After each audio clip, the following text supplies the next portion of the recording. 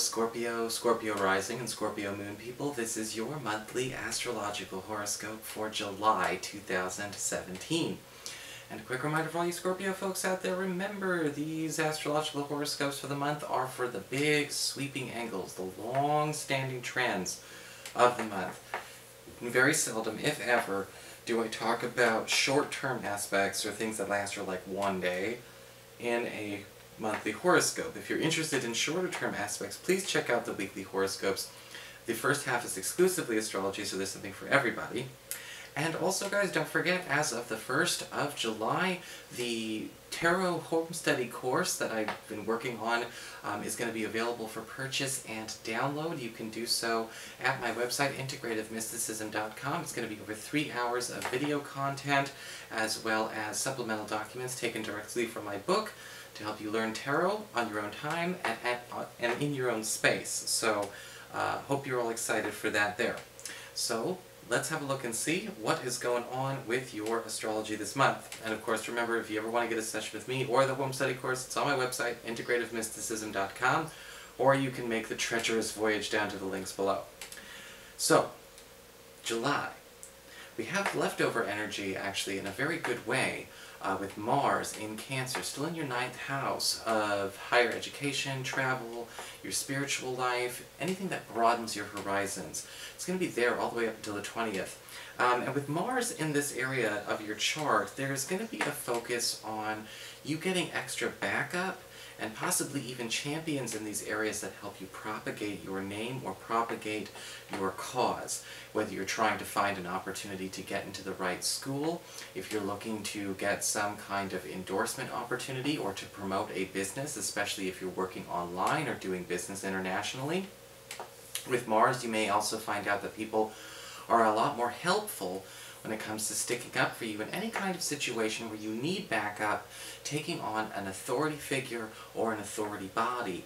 When it comes to, again, either school or government agencies, you're trying to get something to move through, something to move forward.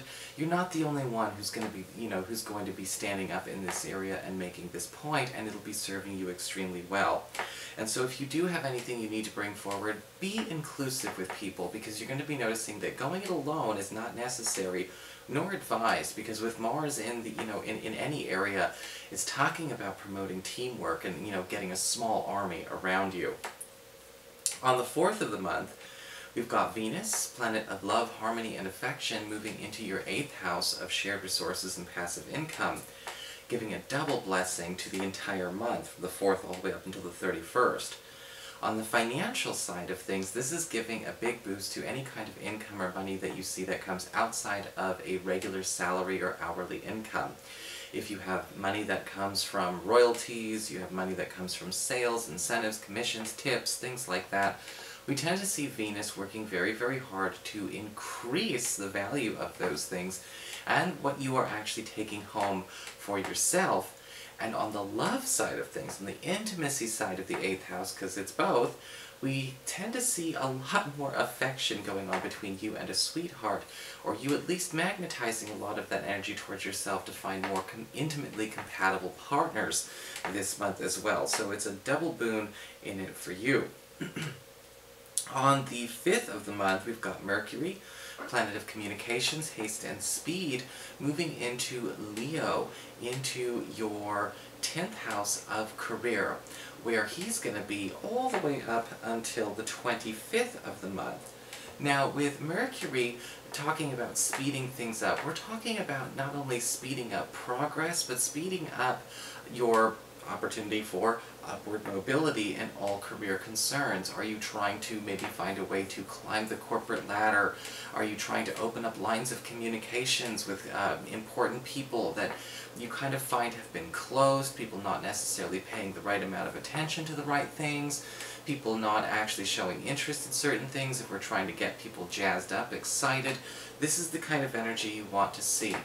With Mercury as well, if you're trying to promote a certain product or a certain service that you're offering, you're wanting people to actually show more interest and start biting off on it, this is going to help you get in touch with the audience, the readership, or the clientele that you need to.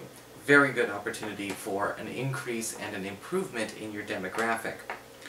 On the 9th of the month, we've got a full moon occurring in Capricorn, in your third house of communications, pacts, and promises. And when we have a full moon in this area, it's going to be conjunct to Pluto, that's also retrograde there. And that's making an opposition to Mars, which is actually in that 9th house. And what's happening, between the 9th and the 23rd is there's going to be some tension around how do we get you out of a contract or a commitment that you need to escape. What are we trying to get away from at this point in time? Whether it's a binding contract between you and a company or a corporation, maybe it's a rental agreement, a lease, maybe it's something that you are kind of bound to that you can't actually escape, that you need to for a better opportunity. There may be some clashes and some difficulty, and I'm not going to lie, there could also be a mild consequence in it, but if you need to break free, this is the opportunity for you. This is also a time where we start to notice that old issues may come up when a family member, most likely somebody in your generation, a cousin, a sibling, someone along those lines, may be kind of falling back on bad habits, and we may actually be, having to step it up to help them out. On the 20th of the month, we do have Mars, planet of action, energy, and passion, as well as honor and conviction, moving into your 10th house of career. And this is always a time, whenever we have Mars in a financial sector, we have a chance to increase our productivity drastically, because it seems like there's plenty of hours, there's plenty of work, plenty of assignments, and plenty of opportunity for overtime. And that energy is going to be with you pretty much from the 20th going all the way into March. So whatever you've been trying to play catch-up on, whether it's trying to play catch-up with your finances, get ahead with your finances, or get more competitive opportunities, possibly even ways to, start getting the leg up on a competitor or a rival, Mars is going to be working hard to get you in the right spaces to do that.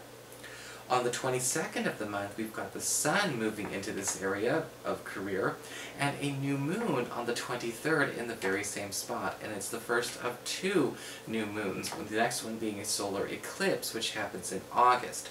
And this is starting a big window period for a big break for a lot of Scorpio people. Remember, not just Scorpio Sun, but Scorpio Rising as well. Always check your rising signs, people. Now, these energies are basically trying to find a way to, speed up your upward mobility and increase your stature. And a lot of this is happening between the 22nd of July and about the 22nd of August. You may be finding that you are given a lot more authority and credibility at the workplace, possibly even an increase or, I guess you could say an elevation in your title. This may come with financial benefits, but it may also just be something that we're increasing your level of authority to be compensated much better as well later on. There could also be the release or the end of a rivalry at the office or with a competitor company, and that could mean that you are also inheriting another person's clientele or another company's customer base, which is very, very interesting. On the 25th of the month, we've got Mercury, planet of communications, haste, and speed, moving into Virgo, your 11th house of friendships and social networking. And whenever Mercury goes into this area, it's time to open up channels of communications that have been closed with friends, and we're putting you in a much more extroverted place. You may be finding yourself in an opportunity to actually become a lot more popular, but also to speed up an opportunity to actually start working on a big dream project or a big dream experience, something that you never really thought you could realize. The 11th house, does often talk a lot about our highest and most grandiose ideals. And maybe grandiose is a little bit, maybe that doesn't have the right sound to it, but I think you get my drift. Whatever you're trying to actually get taken care of in this area, a personal reward for yourself and your friends is going to be realized during this time.